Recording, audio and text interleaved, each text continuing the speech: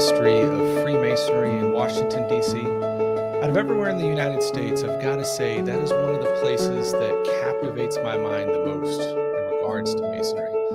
Well, tonight we're going to take a deep dive into just what that history is and how it impacts Freemasonry as a whole.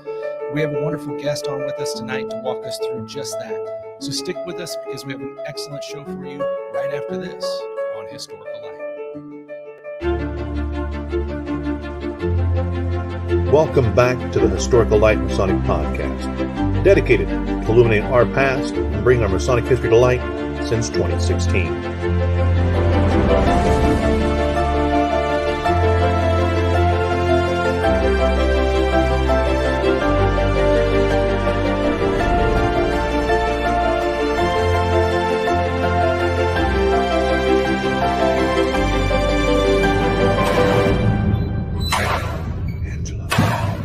And now, enjoy the show.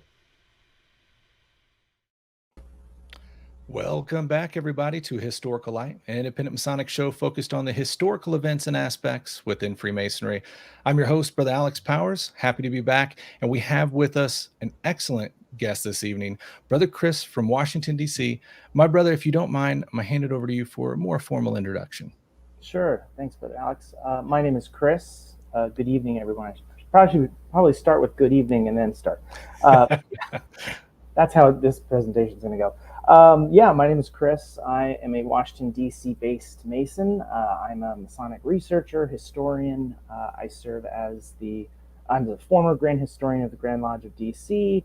I'm the current historian and archivist for the Valley, the Scottish Rite Valley of Washington, D.C., the York Rite bodies, as well as the Grand Commandery, Grand Chapter, Grand Council, and other Masonic-related, membership and historical-based organizations. So pleased to be here and looking forward to talking with you and answering any questions that we get. 100%, man. I'm so happy that you agreed to join us this evening. I can't wait to pick your brain on this stuff. So we usually start these episodes off with a little bit of an icebreaker just to get to know you before we dive into the content itself. So if you don't mind, what is it that got you into Freemasonry to begin with? So I moved to Washington, D.C. I'm originally from the New York area. I moved to D.C., I think it's more than 10 years now, and started, just trying to find a social network, friends, a community of people outside of work, of course. And so I went to school. Back in high school, I had a music teacher who was a Mason, and every Wednesday, like the first Wednesday of each month, he would wear this golden ring, and I was like, what the heck is that thing? And then I later find out that he was a Mason. At that time, he was going through the degrees and going through the catechism. It never really connected. I was in high school. I didn't really understand what that was. And then I sort of thought about it, heard about it, and then, came down to DC, and I think I walked past one of the Masonic temples. I think it was the House of the Temple. And I was like, oh yeah, that's that Freemasonry thing. I should really, now that I'm stabilized, I've got this new job. I just got out of, my graduate school. And then I started looking around. I found a lodge in DC that I really liked, and I still like, and lots of cool guys there. And so that's how I started Masonry. That's fantastic, man. Yeah. So I'm going to switch the next one up because we usually dive into family history and all, but I'm really curious with your positions and you being a history nerd. It's kind of a fashion, like a dream of mine to have that sort of position and just be able to dive in the way. But how was it in your experience to serve as Grand Historian in such a prominent area? So much history. Yeah, being Grand Historian in Washington, D.C. is sort of like being a kid in a candy shop, because you've got the House of the Temple on 16th Street. You have the DC Scottish Rite Center just, I think a mile north. Beautiful buildings, gorgeous architecture. The people there are always interested in and happy to help work with you. You have the legacy of doing a lot of research on cornerstone laying ceremonies and presidents of the United States, and so there, I'm very lucky, I think, and because the district is like, Carl Claudy, one of the former executive secretaries of the Masonic Service Association, he called it the Masonic capital, or the federal Masonic capital of the world, because there's so many cornerstone, Right. there's so many presidents and non-presidents who engaged with, presidents and non-Freemason presidents who engaged with the Masons, and so there's just so much stuff. I think I told my wife this, that I will spend the rest of my life, if I can, doing research on DC Freemasonry. I can't even tell you anything about New York or California or any of these other, like, I'm so focused on just doing the DC stuff that, it'll take a lifetime. Yeah, it makes total sense because I'm that guy in Kansas. There it and is. Kansas is nowhere near what you've got in DC, but I get so consumed just with Kansas. I can only imagine with everything you got there, the amount of people that have belonged through there through the years, that, there's just so much content to work through. Right. So I wanted to bring up and get your opinion on something that Brother Art DeHorius posted today. And I'm going to share here. Oh, yes. So, this is really unfortunate. We were out in DC just a few months back for a good friend of mine, Brother Joe Martinez, being installed as master of his lodge. That's right. And we had the opportunity to go over and see the house of the temple. Unfortunately, didn't get to go inside because they were closed that day, but got to see this stuff in person for the first time ever. So I was really distraught this morning when I saw these photographs. I know you guys up there have dealt with vandalism before, but I mean, this was total destruction of the front here. Yeah, I'm quite frankly shocked at that behavior. I don't want to say that I'm surprised, right? Because if you remember, I think it was last year or maybe 2 years ago. My mind about COVID is really stretched. I don't remember if it was last year, a year before, 2 years before, but they tore down the Pike statue. Now, right, yeah, let's it's 20. We're in the modern world. I certainly understand the context of that statue, the individual. We have to really focus on the context of why that statue was in the first place. And so it was a surprise to me back then. Like, my God, they're tearing down this statue. Definitely. These protests. And so to me, that sort of is a reminder of that, what happened last year or 2 years ago when they tore down that statue.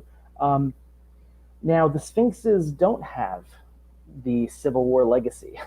The Sphinxes don't have the sort of terrible historical context that might alienate people. So I think I suspect it came out of someone who, either a group or one person who didn't realize the context, didn't know what these things were, or went on YouTube or something and thought this is representative of some nefarious thing. And I'm really disappointed that they did that. I'm really disappointed that, that it appears there. I hope that the Supreme Council, whatever they do, I hope that they do it in a way that, doesn't alienate brothers, doesn't provide a political agenda. Let's clean it up. Let's focus on continuing to do Masonic work. Let's focus on strengthening, the community, ourselves, our brothers, rather than making it something that must be talked about, must be a political movement. We have to do something about this and get Masons energized. I think they should look internally, focus on the values that we inculcate, and find a way of strengthening and helping each other out while they fix that part, of the movement. Most definitely. Fully agree. Yeah. And just before we move on here, I do want to share the little bit of history that Brother Art included there on the Sphinxes, because being a historical program, I feel like I'm doing a disservice not to. But he included in here, he said, well, 2 years ago today, on June 3rd, 2020, he reported about the vandals who had spray painted BLM for Black Lives Matter on the house of the temple. Today, however, I have sadder news to report. Vandals have severely damaged the two Sphinxes. But then he goes on to say the Sphinxes were carved on site by master sculptor Adolf Weinman, who was also a U.S. coin designer and engraver. He's best remembered for creating the Mercury dime and Walking Liberty half dollar, which is really cool. Absolutely. And in fact, if you go to the Library of Congress website, I wish if I knew we were going to talk about this, I'd get the photograph. But there is a beautiful old photograph of the huge block that they moved the huge blocks, the sphinxes, onto their current location, and then they started working on it. So they actually have the full like squared blocks of those. Really? Yes, and it's a great photograph. And in fact, it might also, if my memory serves me right, I also found a photograph in a local newspaper in town of Washington, D.C. when they were talking about, these big, massive limestone, I think it's limestone structures are being set up in front of the temple, and they're going to start working on cutting it up, and it's going to eventually turn into a sphinx. So the Library of Congress does have those photos of them installing, and it's gorgeous. That's very cool. Yeah. We'll try to get those found, and we'll put them in the notes, show notes for the episode here. Excellent.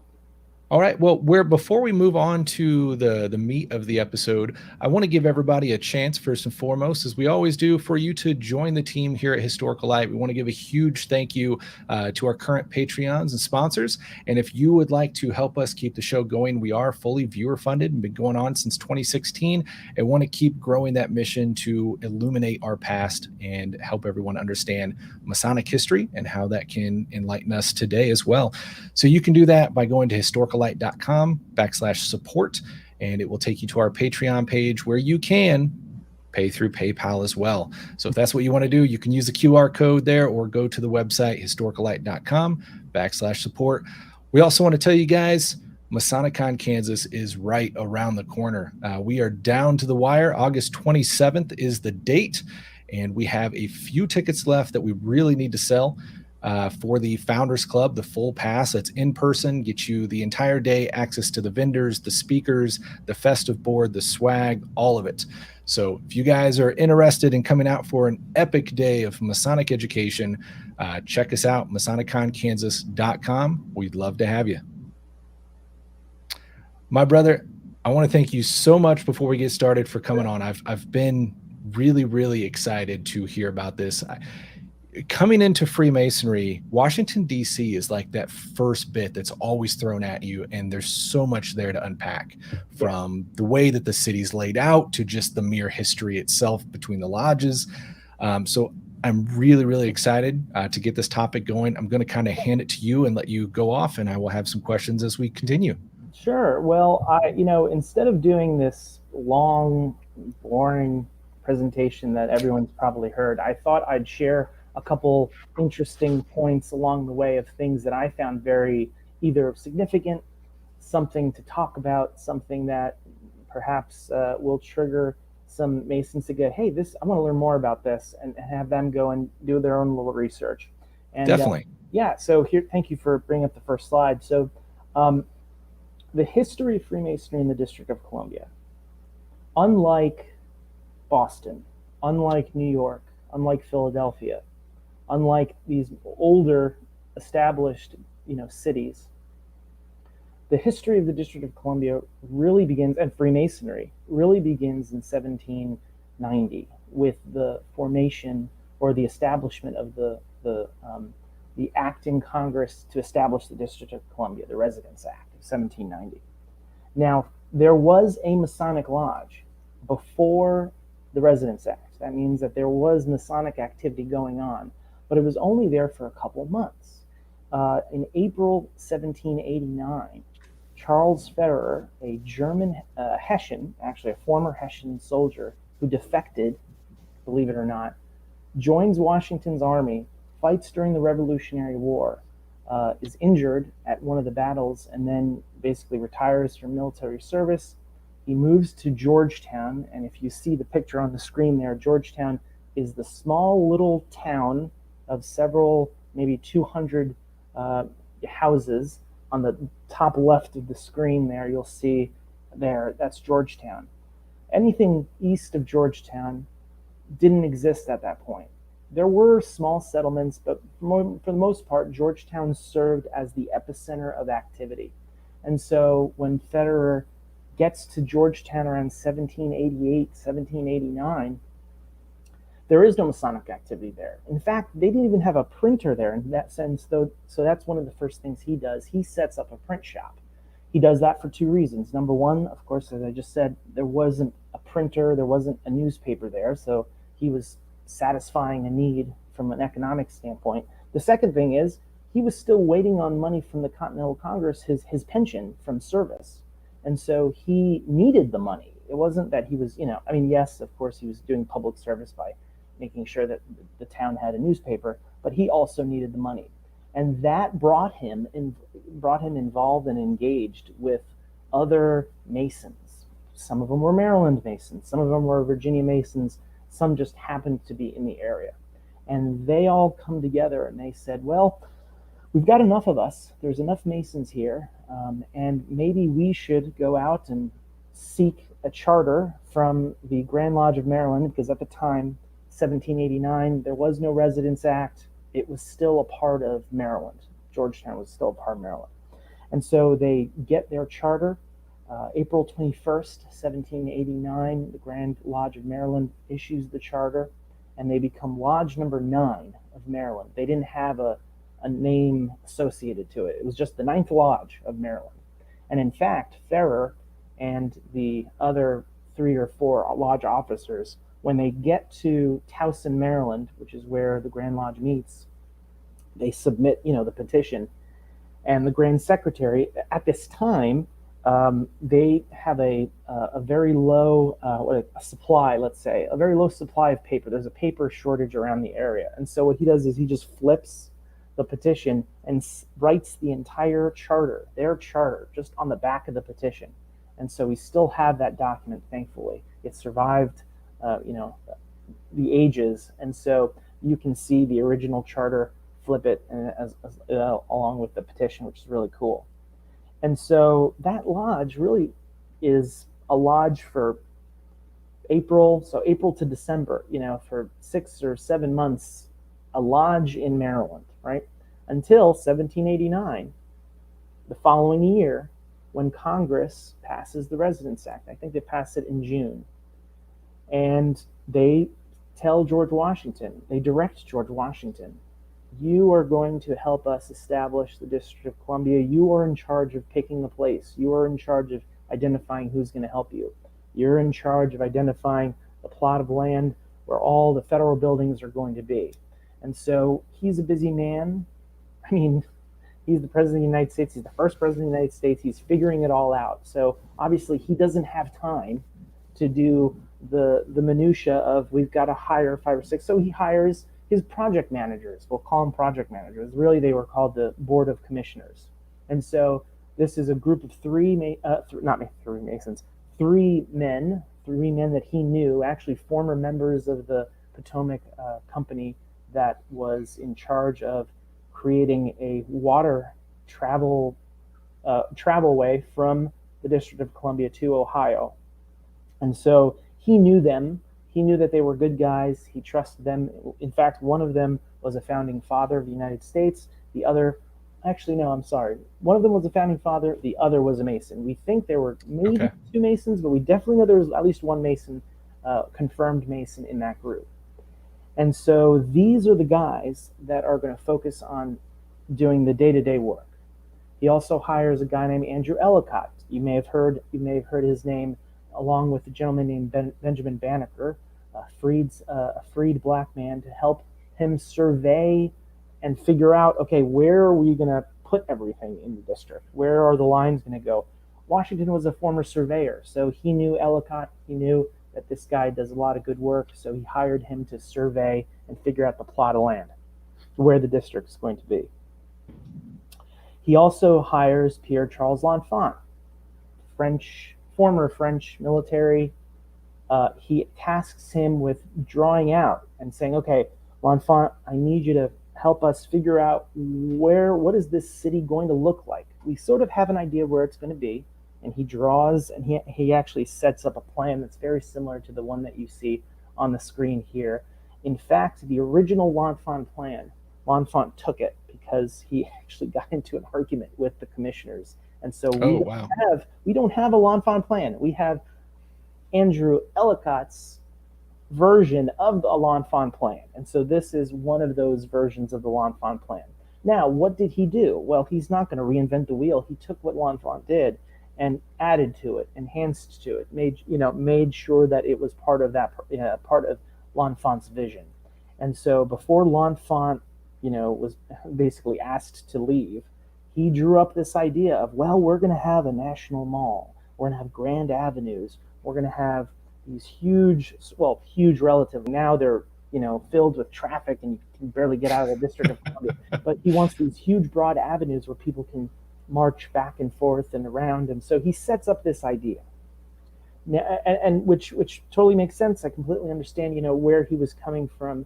The reason why I say the problem with that is this idea of the Masons laying the layout of the district in a Masonic fashion, or perhaps imbuing certain signs and symbols into the plan, is utterly ridiculous. In fact, I know how ridiculous it is because I've done the research on it. And here's what I'm trying to say. As you know, Alex, as better as anyone, that we love to tell people our accomplishments as Freemasons. Definitely. I cannot find any mention of a Masonic plan for the District of Columbia in any of Washington's writings. I can't find it in any of L'Enfant's writings. I can't find it in any of the commissioners' writings. I can't find it in proceedings of any Masonic organization, not just the District of Columbia, but let's say Maryland or Virginia. I can't find it in Andrew Ellicott's writings. I can't find it in Benjamin Banneker's writings. I can't find it in any of those later commissioners, right? Because Washington eventually drops them and finds other commissioners.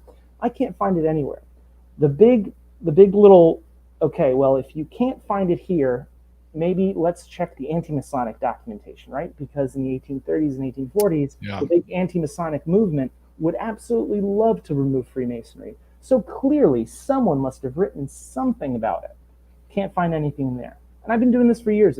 I have this joke with the Masonic Roundtable guys, and I said, if anyone who reads or listens to this podcast, and this includes for you as well, if you can find me any reference to Masonic streets or anything, I will pay. We'll go out to a nice dinner, Washington D.C. steak dinner. We're talking top of the line. I will pay for your dinner if you can find me something. Hell, we can even publish it together. Why not? So I can't find any reference to it.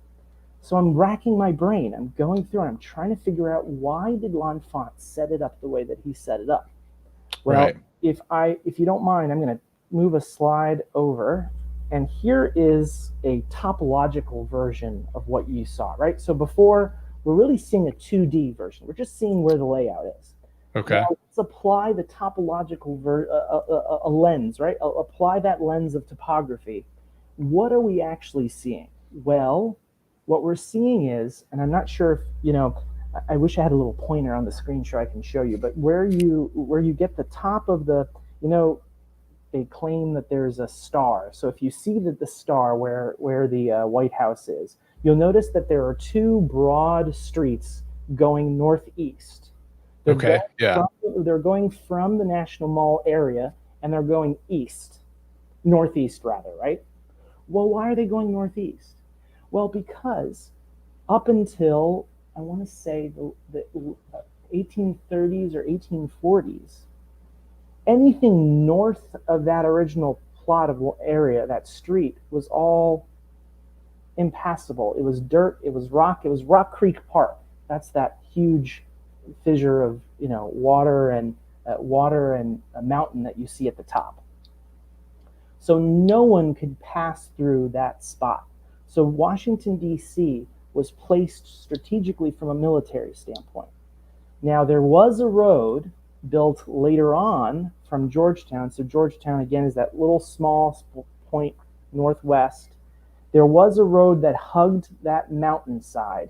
And so you actually can see it here because this is the more up-to-date, modern road. But before then, there was a little road that passed through there. But again, you can't send an army through that small road. It's almost impossible to send an army that way.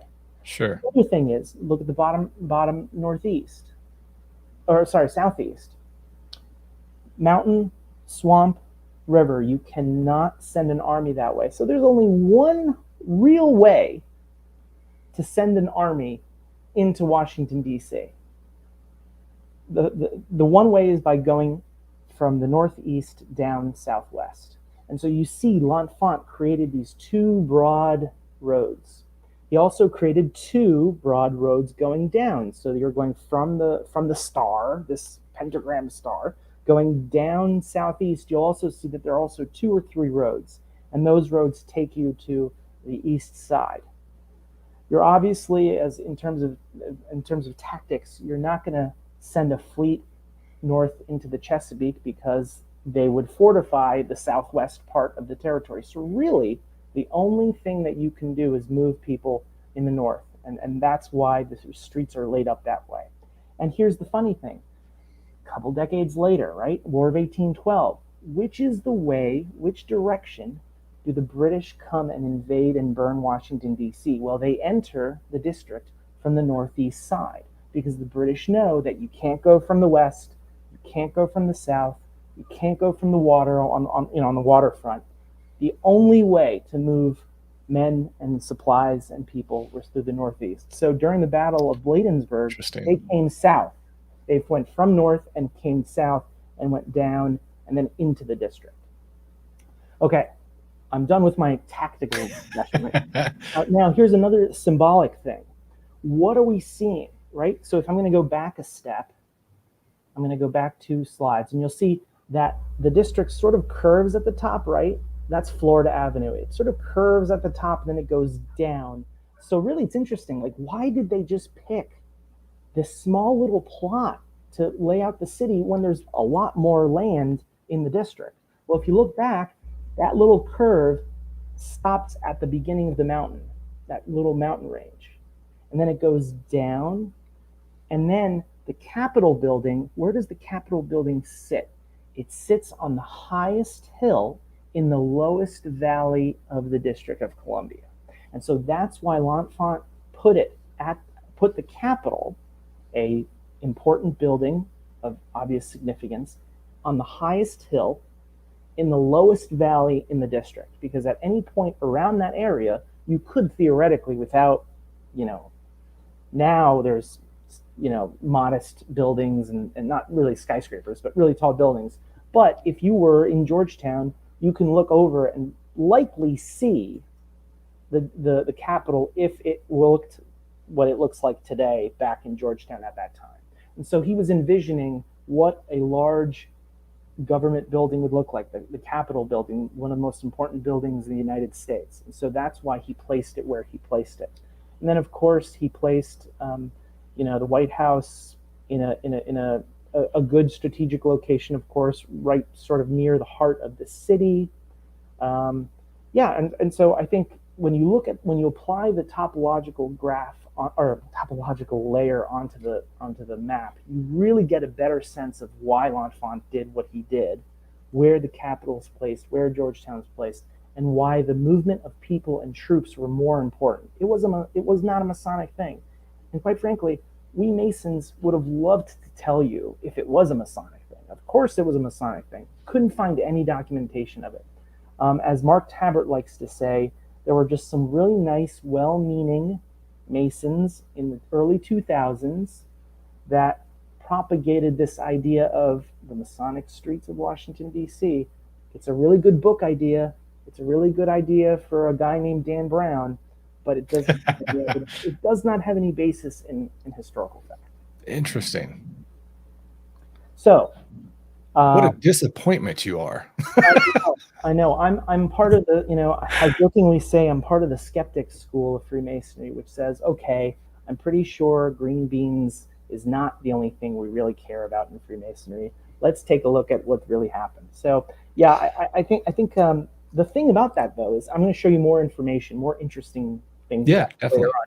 But I think when we focus all of our attention on the conspiracy or the things that don't really have basis in evidence, we miss out on all the cool, interesting stories. We miss out on more interesting people that we'll talk about a little later on.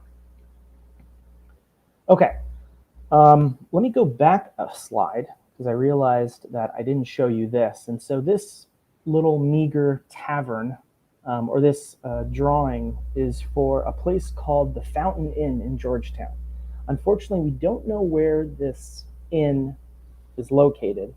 There have been many searches or attempts to find this inn, but this inn served as, for those who are familiar with the Green Tavern Inn, for example, in Boston, taverns served as very important places, common places, meeting places for Freemasons. And so the Fountain Inn deserves the reputation as one of these important taverns in the history of Freemasonry. Not only was it a Masonic meeting place, it just so happened to be the place where George Washington lodged when he was visiting the District of Columbia and working with L'Enfant and working with the commissioners. It also happened to be the place where the commissioners stayed and lodged during their stay in the District of Columbia to manage the project. It just so happened that the negotiations to acquire the land for the District of Columbia happened at this tavern. It just so happened that this tavern also served as the place where they sold the first plots of land, because the way that they were going to finance this District of Columbia was they were going to sell plots of land in the district in order to finance the construction crews for the federal buildings and for the new broad avenues, right? And so Washington was balancing all these intricate, complex things, and it just so happened to be that the epicenter for all this activity was at the Masonic, or was at a tavern where the Masons also met. Was it a Masonic hall? No, but it was the tavern where the Masons met. And in fact, the owner of the tavern, the proprietor, whose name was John Suter, his son as well, John Suter Jr., both Freemasons. Likely, he served as the tiler for Lodge Number 9, in addition to other Masonic activities that I may talk about a little later. So this was the epicenter of activity. And the last point, which I always find very interesting, is Thomas Jefferson, John Adams, the commissioners came to Suter's Tavern, and that's where they decided, we're going to call this place Washington, District of Columbia, rather than, New Rome or some other interesting name. That was the place. And it was a Masonic hall. Or it was a place where Masons meet, I should say. Sure. Yeah. So that's and unfortunately, we really don't know where the building, is. One in the 1930s, it wasn't Oliver Wendell. There was another Oliver Wendell Holmes, and I at first I was like, there's a guy named Oliver Wendell Holmes, Justice of the Supreme Court, who was writing all these interesting histories, and he was the one that really did this really good research on Suter's Tavern. Turned out later on, I find out that it's not the judge of the Supreme Court, but it's another guy named Oliver Wendell Holmes. Same wording for his name and everything. He does all this research and he can't find it. He finds a photograph in the Library of Congress of a modestly sized looking tavern, a picture in the 1910s, maybe 1890s. And on the back of the photograph in the Library of Congress, it says John Suter's Tavern ? And for a while, for several decades, people thought that's where Suter's Tavern was. But unfortunately, they did a little bit more research and they, decided that that's not Suter's Tavern. But it gets perpetuated. They think, oh, this is where Suter's Tavern is. Oh, this is where Suter's Tavern is. So some places like to claim that they are on the spot where John Suter had his tavern. But unfortunately, there really is no place like that. We know that we can confirm. Interesting. Yeah. Now, I wonder from looking at that sketch, it's hard to tell from here if yes. And you may know from reading on it more, but is it known to be a stone building, or is that made of wood? Or this was so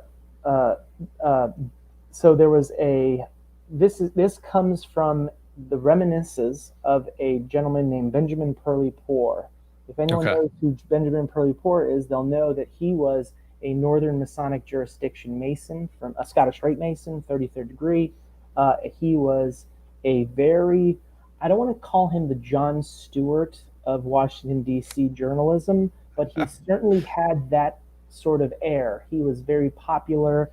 He was known by many Masons and non-Masons and presidents.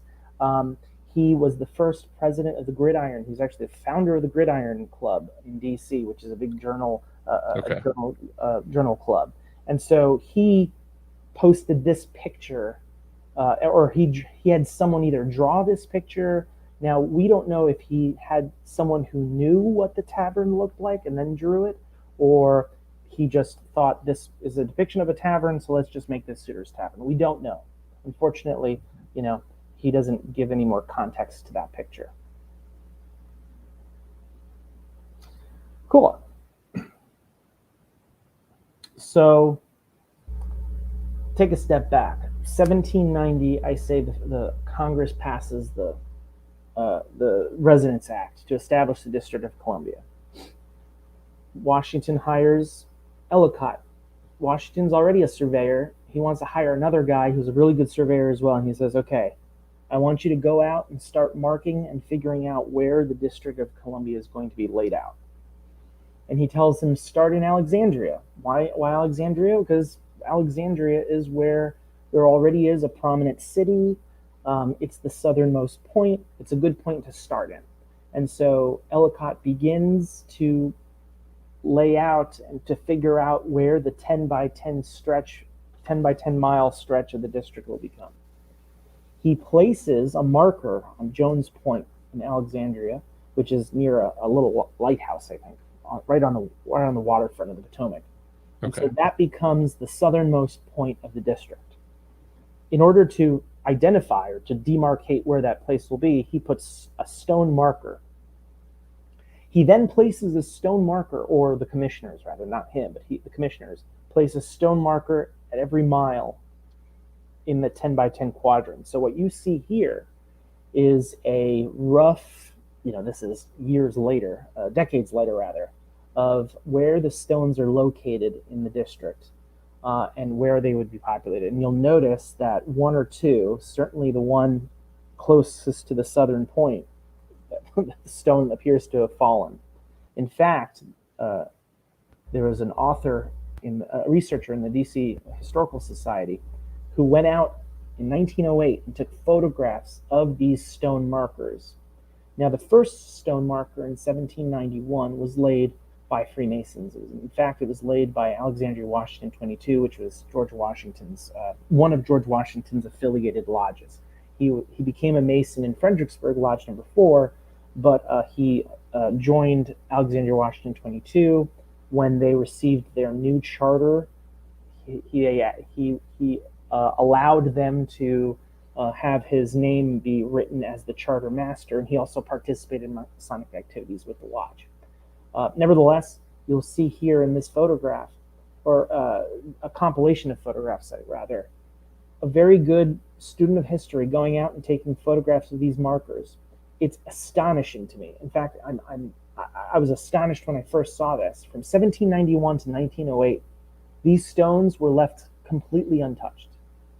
You can see a couple of the stones fell, a couple of the stones eroded. In fact, what the researcher said, certain guys who had farmland, used to cut and chisel parts of the original markers out to use for their tools or sharpening their knives and other things. And so they were just in a state of decay.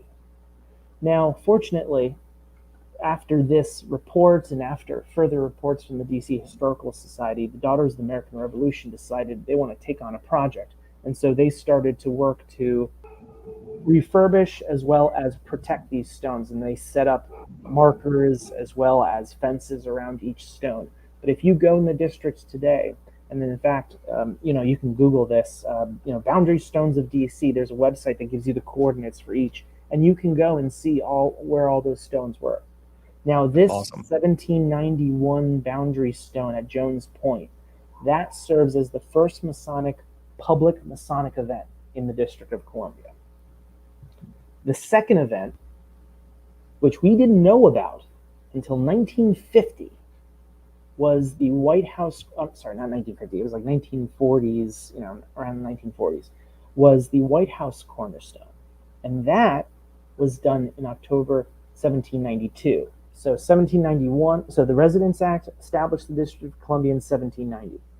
1791, they lay the first boundary stone in the corner, right? Southwest corner, or southern point corner of the district.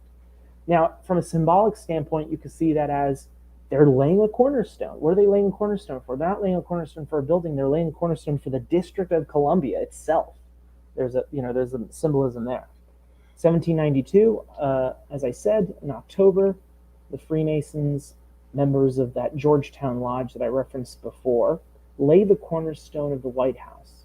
Now, there's only one reference to the White House cornerstone, and it was found during the Truman renovations, when Truman was so interested in collecting as much information on the history of the White House as possible that he sent notices to historians and the Smithsonian and to across the United States and said, we're trying to find anything you got on the White House. We're trying to find anything you got on White House history.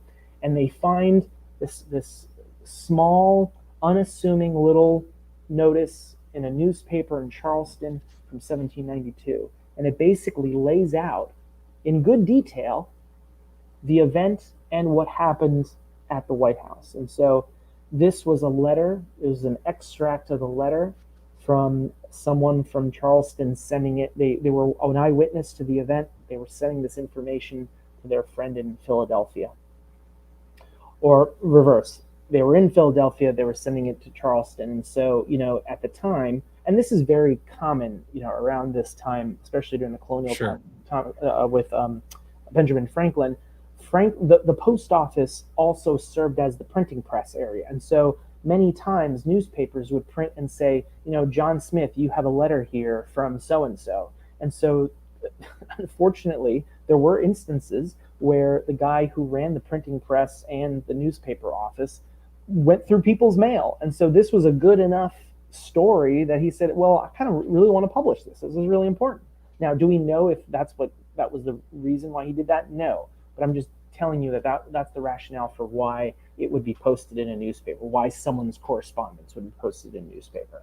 And so you see here, October 20th, 1792 was the letter written, but the Cornerstone event happened on Saturday the 13th. So October 13th. And that first paragraph, and I actually removed the top part because it was not related. So the first paragraph there, it says, the Freemasons met at Suter's Tavern in Georgetown. They then formed a procession composed of Freemasons, the commissioners that George Washington, hired, gentlemen from the town and neighborhood, and then different artificers. I love that line. Different artificers. They all marched from Georgetown to the White House, or the location of where the White House would be. They laid the cornerstone. A gentleman named Peter Casanova, Brother Peter Casanova, a Spanish merchant whose uncle, whose uncle ran guns for the American troops during the Revolutionary War. Wow. Casanova came to Georgetown with, according to one report on him, with about $200 in his pocket, and then he started a business. He started just a mercantile business. He sold lemons, he sold fruits and vegetables and meats and canned goods. Well, maybe not canned goods because that's too early. But he was a merchant in Georgetown.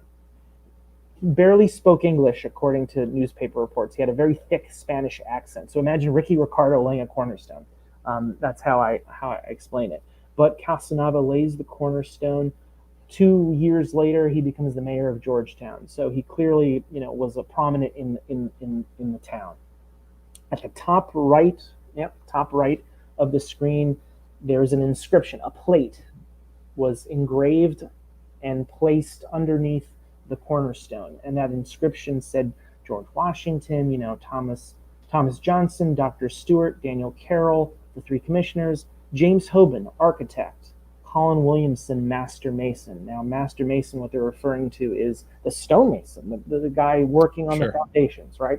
And then, of course, James Hoban, architect, not only architect, but Freemason, charter master of Federal Lodge Number 1.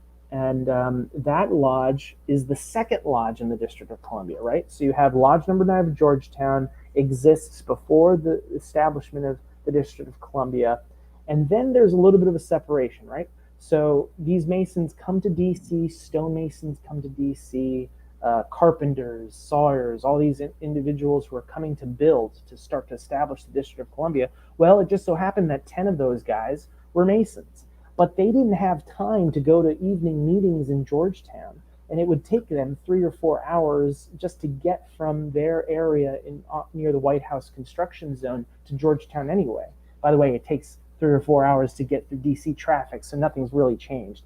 But I mean, the idea is they wanted to have their own Masonic engagement activity near the White House, and so they established their own lodge. In fact, they reached out to Georgetown Lodge number 9 and got a charter through the lodge, not through the Grand Lodge, which is an interesting story. And then, the following year, they actually do the right thing and then go to Maryland, request a charter, and then they get their charter. But for a couple months, they're operating as a Masonic lodge at the White House construction zone. And so that's who James Hoban is when we're talking about James Hoban. And then afterwards, as it says, as you move down, it tells you a little bit about they return, they completed their duties. They returned to Suter's Tavern for an elegant dinner or a banquet. And here are, because we're Masons, we gotta love to talk about our toasts. So here are the toasts. I think there were 14 or actually 16 or 17 toasts that were performed that night. And so some of them are interesting. Some of them are, the general, to the United States, to the President of the United States, to the District of Columbia. My favorite is number 10, to Thomas Paine. They don't say Thomas Paine, but they say to the author of The Rights of Man and Common Sense, which is kind of cool. Fair Daughters of America, General Wayne, all the folks that you would assume. So for 100+ years, we didn't know about this newspaper account. We didn't know. We assumed George Washington was there. Some Masonic authors in the 1850s and 1870s wrote, well, we assumed George Washington was there, even though in his diary he was not there. He was either in Virginia or in Philadelphia or New York. I don't remember where, but he was not there at that time until the following year, because we Masons love doing things in threes. 1791, the Boundary Stone, White House in 1792. Oh, sorry. Now here's a stone from the White House, and I'll talk about that in a second.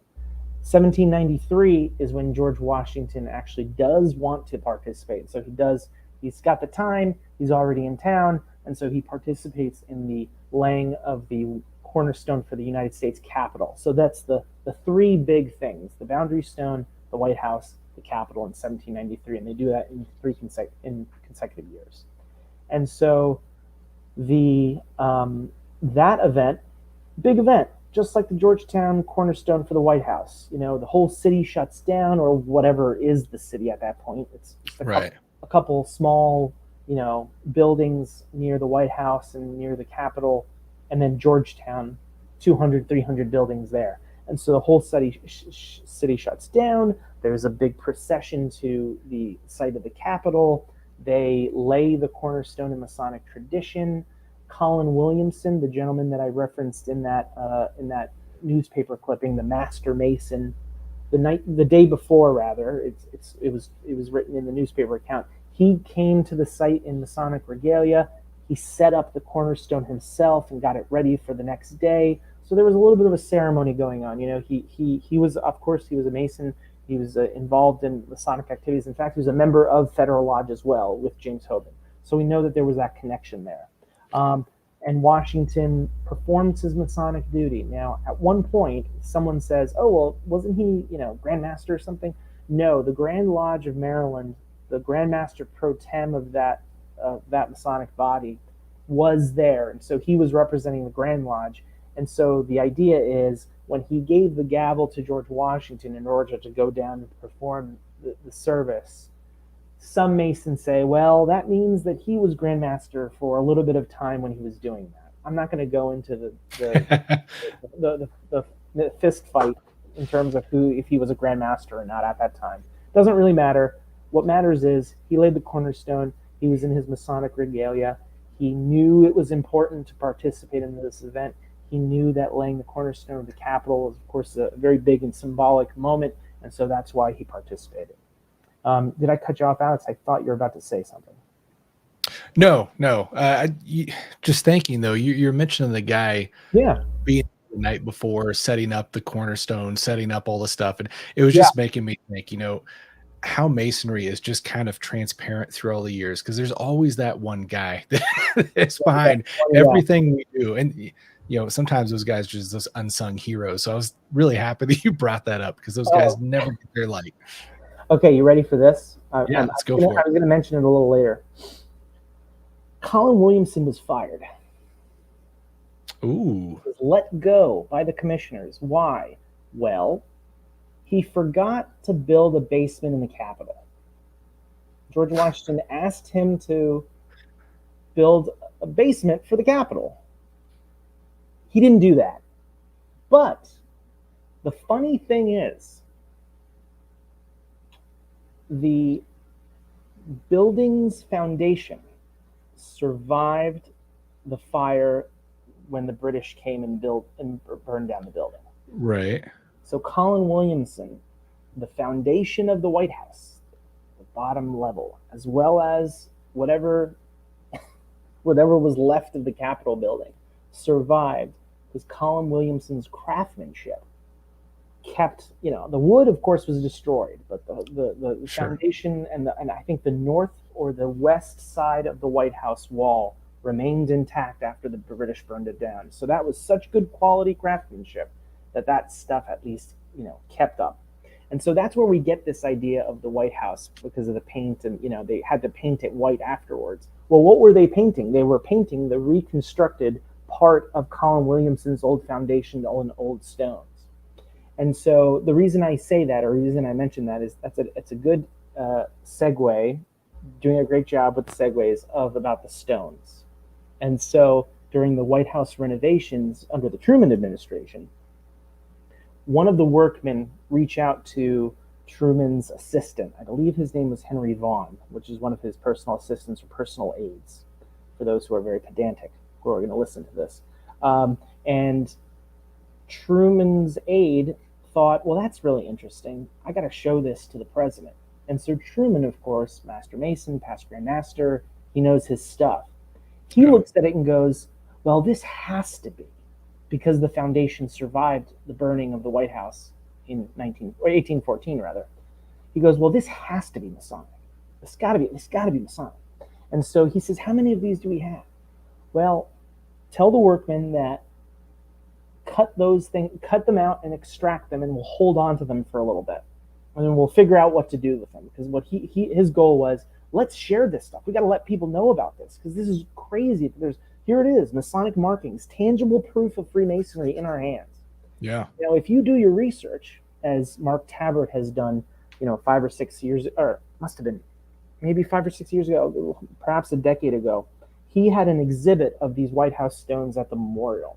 And they were able to, using their knowledge of who was there, because there were about 7 or 8 stonemasons, stone craftsmen that came from Edinburgh, Scotland, from I think it was the Lodge of the Journeyman number 8 or number 9. And they had records with some of the brethren, and they were operative masons, operative stonemasons, and they had a record of their marks, of their Masonic marks. So those who are listening to the podcast know about Masonic marks as part of the Royal Arch degree. Well, some of these operative masons had their marks. And so Mark and other historians were able to figure out, okay, we know that, at least 9 of these were masons.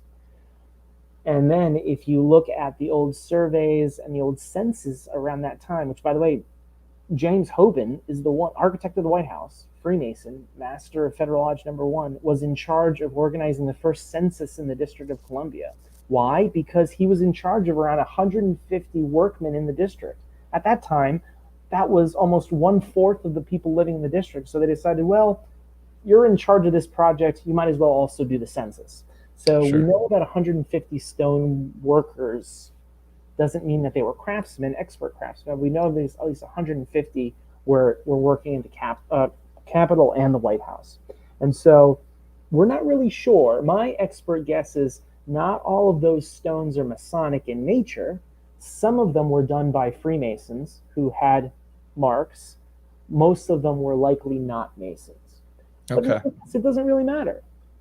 So this might be a good time to throw this in because Yeah. past Grandmaster Michael Stoops had added a comment early on here, Sure. and we've had Brother James Jack from Scotland. I know has mentioned this several times as well, but most worshipful Michael Stoops says Scottish operative lodges at the building of our capital. Can our guest elaborate? I know Brother James Jack has said in his research it's been proven that Scottish Freemasons were brought in to Absolutely. build the White House. There is truth to that. That is absolutely true. In fact, there is written documentation. John Suter, remember I told you about that guy? He was the tavern, one of the tavern owners.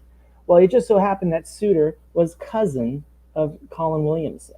And so when George Washington, the commissioners were trying to find guys, because they were looking for stonemasons, this is an arduous, difficult task. They couldn't find a lot of people.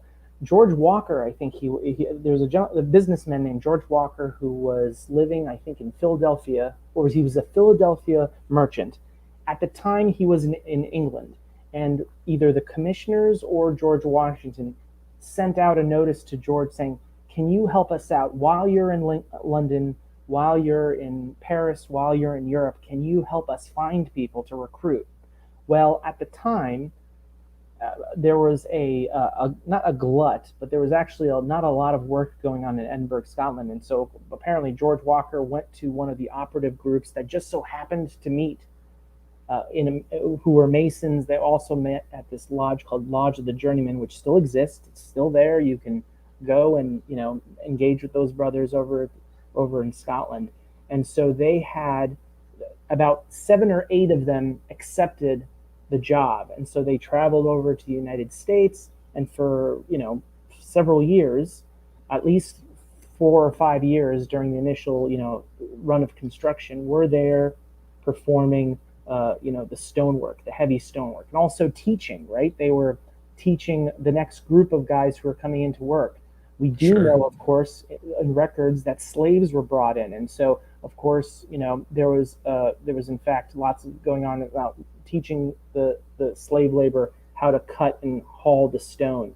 They pulled the stone from a Aquia quarry in Virginia, and they, as part of the commissioner's work, they had to acquire the quarry. They had to set up and move all the stone up to the District of Columbia. So it wasn't like the stone was a mile away; it was several miles away, and they actually had to ferry them up through the Potomac River and up into the District of Columbia to perform that. So it was very arduous and very, heavy work. Yeah, no small feat.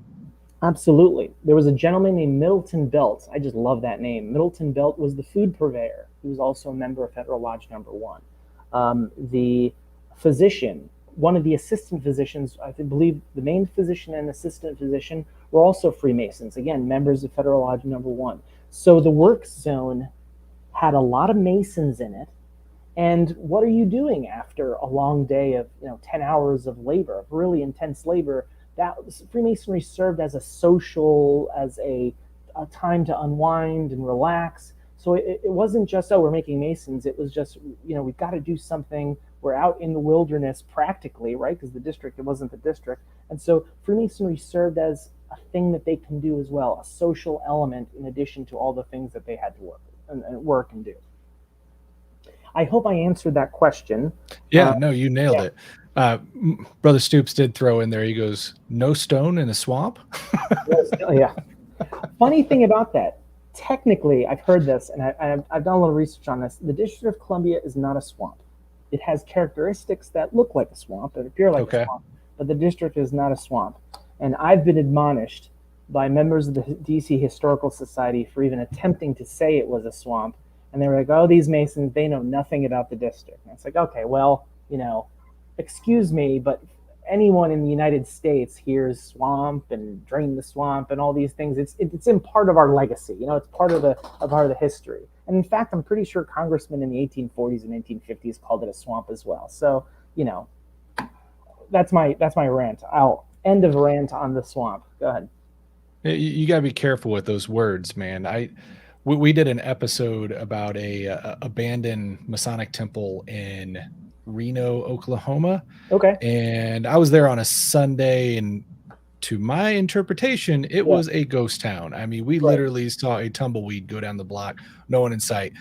On that live, I said ghost town probably 10 times, and it went viral. Oh, no. Yeah, that town hates me to this day. So, oh, no. Well, my ghost town is your swamp. Yes, I'm sure I haven't made any friends with the debunking of the streets are, set up in a Masonic way. I'm sure I've ticked off a couple Masons on that. Unfortunately, the thing is, truth, facts, resources, references, again, I still have that open invitation. If you find any reference to it, I'll buy you dinner. I'll even go to like some fancy the Willard or some really nice hotel. We'll go to a nice place for a nice dinner. So if you can find any documentation, I'm happy to receive it. That is fantastic. Well, we are at the 9 o'clock hour, so if you don't mind, we'll take a quick pause here. And my brother, if you would be so kind, would you mind offering up our toast for this evening? Sure. Why don't we toast? There was many Masons that worked in the government, many Masons that helped build the Capitol and the White House. So perhaps let's do it to the Masons who erected our important and noble institutions, to those brethren. To those brethren.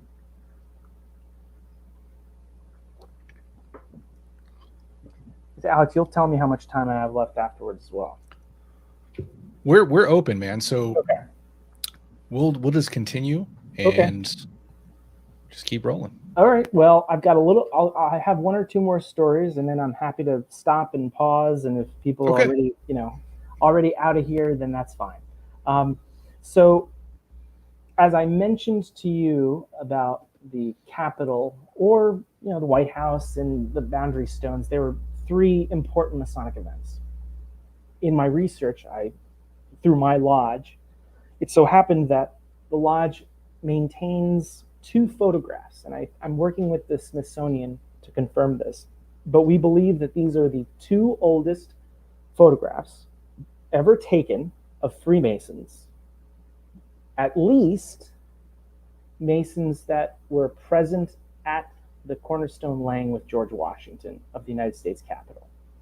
The guy to the left with his secretary jewel on, a guy named John Muntz. In fact, he was the clerk for Georgetown since the town was founded. In fact, he served as the clerk of Georgetown for 75 years. So this guy was he was 85 when this photograph was taken. Wow. I think he also has a little bit of Native American blood in him when you take a look at that photo. Yeah, I was kind of wondering. You can tell by the photo there. Yeah. The picture is still in decent condition. We actually had get the DC Historical Society to help us frame this because it's a daguerreotype. A daguerreotype of this size is actually pretty big. It's about 6 by 9. It's a huge. Oh wow! Yeah. Yeah. And it's uncommon. It's very good condition, quite frankly. Guy on the right, I think he's got his senior warden jewel on. That guy was James. No, I'm sorry. That's a master's jewel. My goodness. James Thompson. He served as the senior warden. The reason I say senior warden was he served as the senior warden the year when he participated in the George Washington Cornerstone laying for the Capitol, and so that's him in his regalia as master of that lodge number 9. And so it's really cool that those things exist, that we have not only like written evidence, but we have pictorial evidence of gentlemen who not only participated in Freemasonry, but participated in one of the most seminal moments in American Freemasonry. Right. And we're working on trying to see, if we can get those displayed at perhaps the portrait gallery or somewhere where we can talk about that and share that information with non-Masons as well. So quick question on those photos, and this is kind of a side tangent here. Oh, no, go ahead. But often as we look at these old photos, by the collars, we're able to tell if it's Masonic or maybe another order that's closely related. Mm-hmm. I haven't personally seen the flat-ended collars like this before. Is that common in this era that you've seen? Yes, to a Okay. certain degree. So these photographs were taken in 1856, Gotcha. 1854, 1856. Now that's very early, or early, from, according to the Smithsonian, in terms of the technology for the daguerreotype. I don't think, I think that that was, in terms of the regalia, I think that was consistent with the regalia of that time. Okay. Again, Wonderful. we can reach out to some, experts on regalia. Again, I'm not an expert on regalia. I'm not Right. an expert on Washington DC Freemasonry. I can only collect as much information on regalia, but I'm pretty sure we have someone, from a fraternal organization that can help us out with that. Most But definitely. when we reviewed this with the Smithsonian, with folks at the Smithsonian, they did say that that is consistent. These appear to be very legitimate. They actually did a review. They took a look at the backside and everything. And they said, this is consistent with the types of photographs we've seen at the time.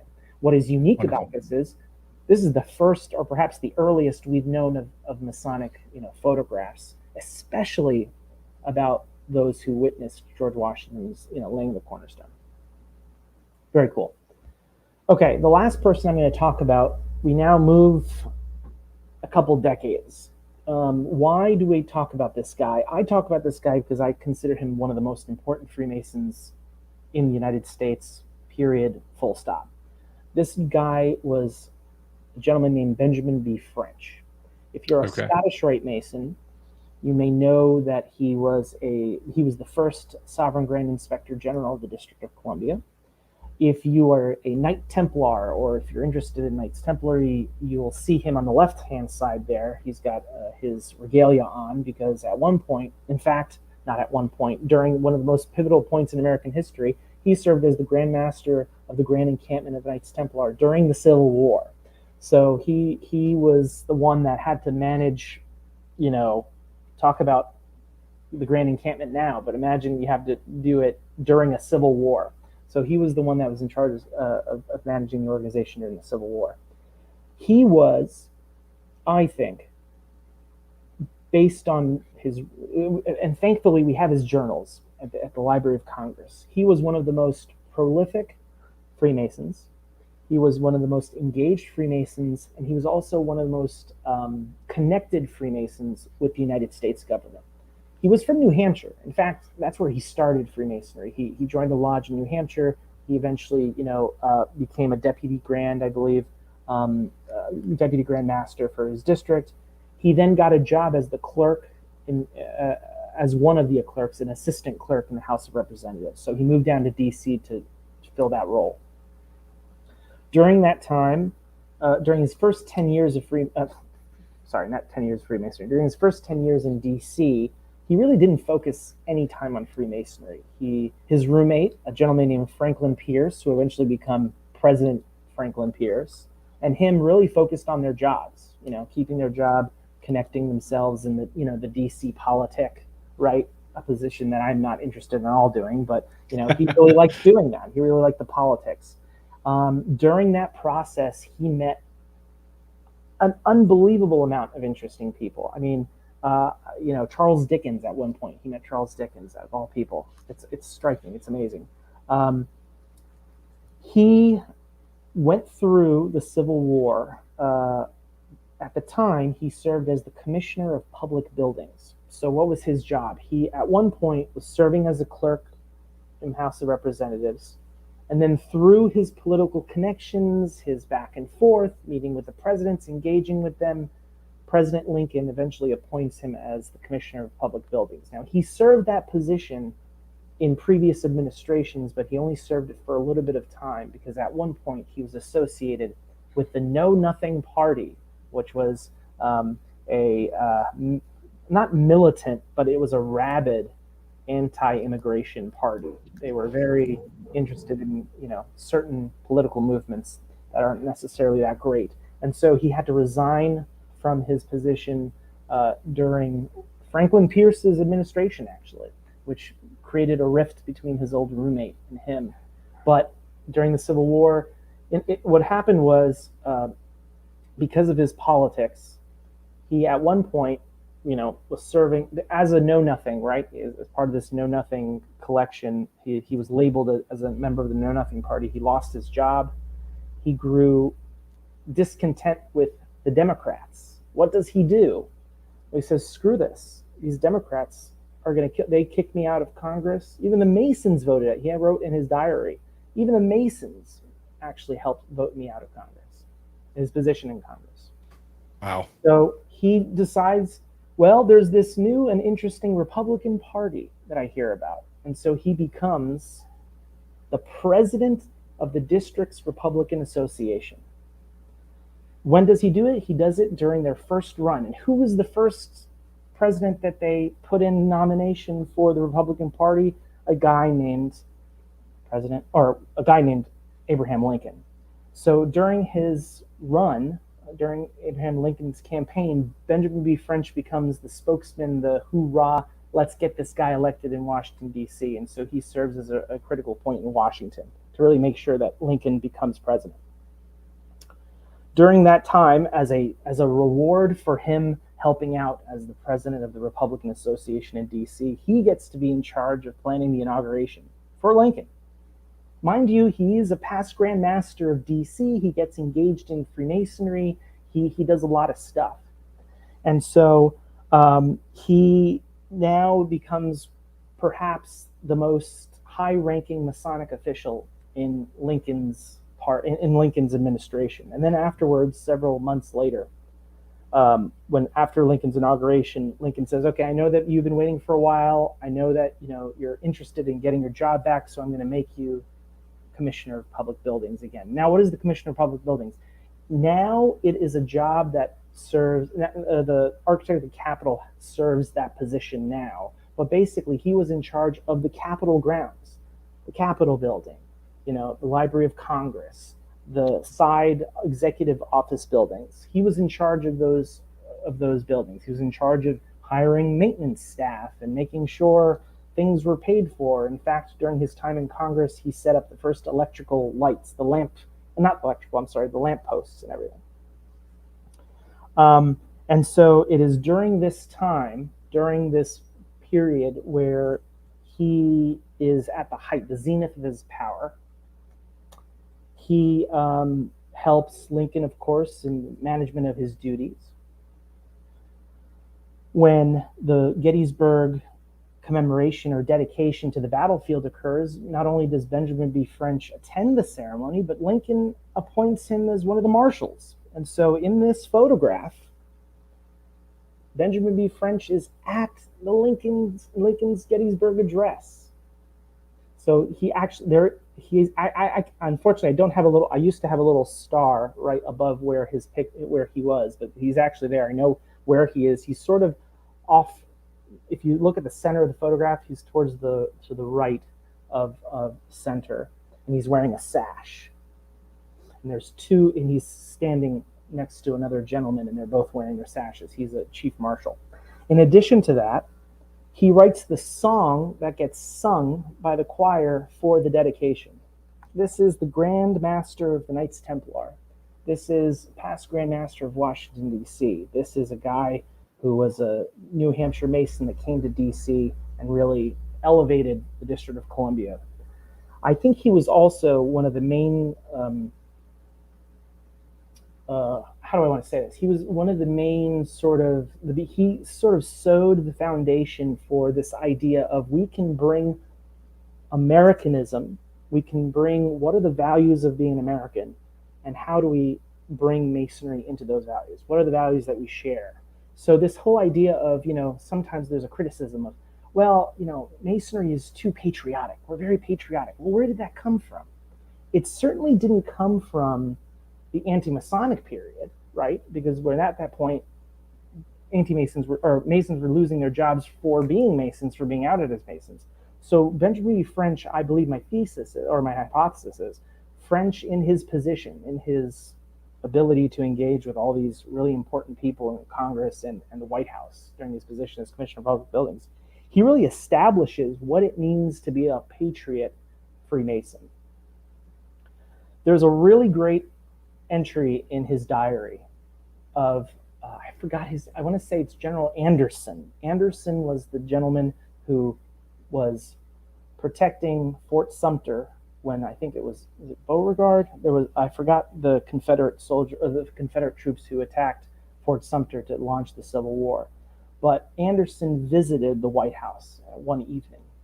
Benjamin B. French was there, of course, because he was curious of meeting the guy, the famous, general who tried to defend Fort Sumter. And in his diary entry, French, and I'm paraphrasing, says something to the effect of, General Anderson visited the White House today. We had dinner with him along with the president. I sat next to Mrs. Lincoln. After the dinner, we sat in, one of the salons, and I was pleased to hear that he was a Royal Arch Mason. And so they spent the rest of the evening talking about Freemasonry. This is the guy. That's cool. Who was defending Fort Sumter. Everyone was asking him, wow, what happened? What was going on? And Benjamin B. French wanted to spend the time, okay, well, so you say you're a Royal Arch Mason. Tell me more. What did Masonry, this is just amazing. It's amazing. Okay, last story. I'll give you my last Benjamin B. French story. I'm sorry, I'm going to give you two Benjamin B. French stories, but the first one's going to be very quick. Benjamin B. French, while he was serving as the clerk of the House of Representatives, is contacted by Samuel Morse, the guy who does the telegraph, or invented the patent for the telegraph, or one of the patents for the telegraph. And he's reaching out to Benjamin B. French because he's like, listen, I need this seed money to build the first telegraph from Washington to Baltimore. We really need to get this done. These congressmen are really kicking my butt, and I really need this to get through. We really need this funding for this project to work. And so apparently French is like, okay, well, I mean, if you think this is going to work, then I'm going to try to help out. He goes to the president of the House of Representatives at the time. He says, hey, listen, is there anything we can do? These guys really need the money. And so what the Speaker of the House says, okay, here's what we're going to do. Towards the end of the day, when there's a lull in business activity, we're going to slide in the appropriation during just some random appropriation and try to sneak it in. And he said, and as the clerk, you're the one that's, Benjamin B. French as the clerk is the one that's standing up there and reading it. So he's like, just read it really quickly and slide it through. And that's what they do. And so Benjamin B. French helps Morse get the appropriations to establish the first telegraph line. The telegraph line that starts in Washington, D.C. and goes to Baltimore, that first telegraph line. Of course, the telegraph becomes an important part of the Civil War. And in fact, telecommunications really starts because of that, right? And so it was in part associated with Benjamin B. French. Samuel Morse was so pleased with Benjamin B. French, was so thankful that he was able to do that, that Benjamin B. French becomes the first president of the Samuel Morse Telegraph Company. Wow. So during that time, it's Benjamin B. French, a past Grand Master of DC, Knight Templar Grand Master, who is doing that in addition to serving as the president of the Republican Association and in addition to serving as the president of the Telegraph Company. I mean, this is insane. Last story, and it ends with Pike. Albert Pike loses his nationality, right? Because the South, after he leaves the Confederate, he is removed from Confederate office. What's the word? He's not disbarred. There's another word for it. He resigns his commission in the Confederate office. Okay. He now is a man without a country, right? Because the North is obviously not going to take him. The South is certainly not going to take him because he's being sought after on charges. So he flees, and in fact, for a time, he lives in Canada. And he reaches out to people in Congress, as well as the president after the war to try to get a pardon, because during President Andrew Johnson's first pardon, he pardons all officers that were engaged, low-level officers and soldiers who were engaged in the Civil War in the South, because he wanted to really bring in this Reconstruction effort. Let's just pardon everybody and let's just move on. Well, Pike wasn't serving as a general at the end of the war. He already resigned his commission, so he was in this weird position where he can't get a pardon, And so he's got to reach out to president and reach out to all these guys. Well, who does he reach out to? He reaches out to Benjamin B. French. And so Benjamin B. French, he knew before, because Benjamin B. French was the guy that brought Pike into the Knights Templar. And they have a really nice relationship. They engage, and so to me, I find it so fascinating that Benjamin B. French, at the end of the Civil War, helps secure Albert Pike's pardon. Benjamin B. French, during the Civil War, by the way, serving as Commissioner of Public Buildings under Lincoln, presents Albert Pike with this beautiful sword that says, Confederate States of America on it. And during the war, Benjamin B. French helps him get the pardon. Albert Pike is initiated into he was already initiated into Freemasonry. Benjamin French makes him a Knights Templar. Later on, Albert Pike gives him the 33rd degree and then also makes him an honorary inspector general. And so there's this weird connection between Benjamin B. French, Albert Pike. They're both on different sides. They're both supporting each other. Here are guys that are fundamentally viewing things differently, but they came together and they had a really nice right. So I think, and the reason I give that is because we talked about it before about the statue and the context here. I think one of the great things about the history and reviewing history is that you got to see things in context. And I think, as people are looking at more about Benjamin B. French, I encourage you to read his diary. I encourage you to take a look at more of his work. I've published a lot of stuff on French. And so, when you start to see those connections, you start to see that it's a little bit more complicated than there's this, this guy in this statue. Do I condone his actions? No. But it's really interesting that during this presentation, we can talk about him. Then I can talk about a guy who helped establish the first telegraph company, who also part at Gettysburg. And, and then he was friends with a guy named Albert Pike. So with that, Alex, I'll end it. That was the story I wanted to share before, and I'm happy to answer any questions if there's anyone still on the meeting, still on the call. Oh, we still got guys. We're not getting a whole bunch of questions, but we did have a brother talk about the flat collars. He said he was looking at that same thing as well. Cool. And then we got My Real Fake Name over on YouTube. He popped up and said, I am not so taken, but I do love history.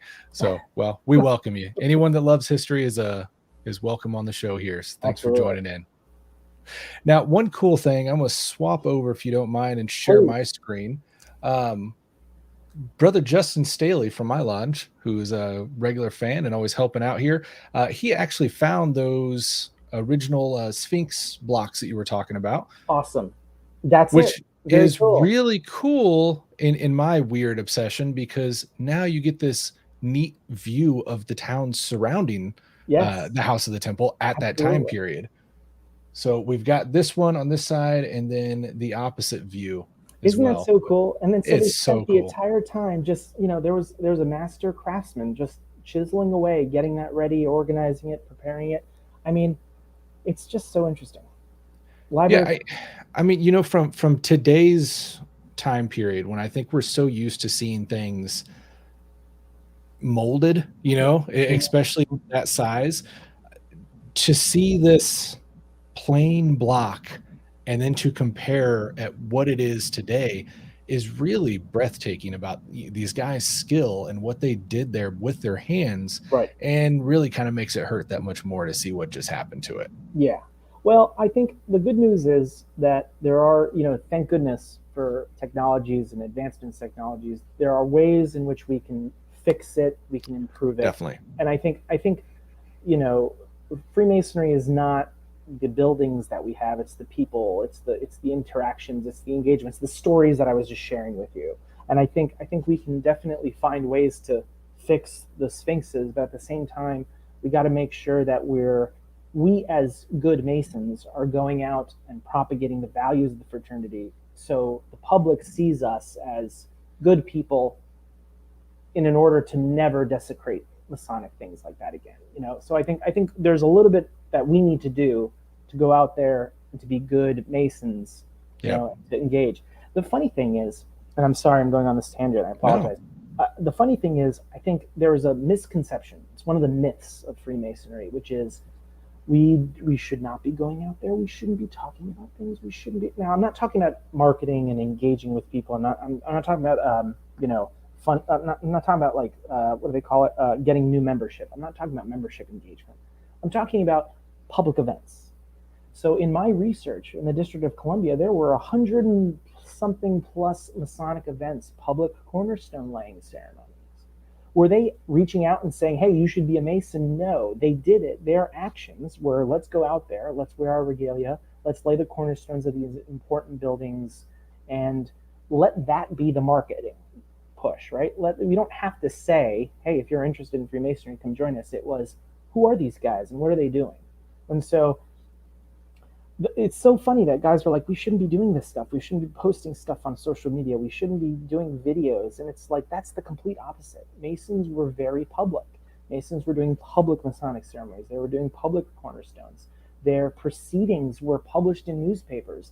I mean, I told you before, the first Mason in the District of Columbia, the first Masonic Lodge, was made or organized by a newspaper printer, and he was publishing Masonic activities. He was showing people what was going on in meetings, and it was public, it was positive, it was supportive. And so this idea, this concept of like, we've got to lock ourselves into this, private place, and we've got to do our meetings in private, and we can't tell people about where we're going. It's like, I think you're missing something. You're missing what the 1700 or 18th century Masons were doing. So 100%, man. Well, I want to thank you from the bottom of my heart so much for coming on this evening. You dropped so much knowledge that I am going to have to go back and rewatch and unpack half this stuff. And I'm sure we're going to have follow-up conversations, but you've got a wealth of knowledge to give. So I hope we can get you back on the show again one day and go through some more with you. I appreciate it. Yeah, no, thank you so much. Do you have any shameless plugs or anything you'd like to give? Just happy to connect on Twitter, on Facebook, on all the social medias. My name is Chris Ruli. Again, my last name is Ruli. I'm sure you can find me on social media, and feel free to connect. If anyone has any questions, feel free to reach out to me. I try to be active on Twitter, but most of our Facebook community or Masonic community seems to be more on Facebook. So happy to engage on Facebook as well. Fantastic. Well, my brother, I truly appreciate you. I thank you so much for everything you shared with us this evening.